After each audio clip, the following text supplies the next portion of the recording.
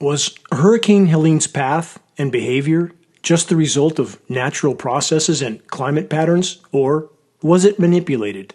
The circular blue flashes seen in this video are frequency transmissions from the NEXRAD network of transmitter installations. All available science evidence makes clear that atmospheric frequency transmissions can and do have a repelling effect on air masses, especially if and when the air masses have been seeded with electrically conductive nanoparticles.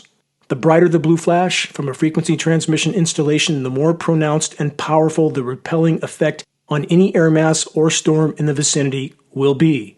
Where there are no blue flashes, there is no transmission, thus no repelling effect, thus no resistance for a migrating storm. Translation: a migrating storm will be hindered from moving toward frequency transmissions and will easily migrate in a direction with no transmissions. So again, I ask, was Hurricane Helene's path and behavior just an act of nature, or was it engineered?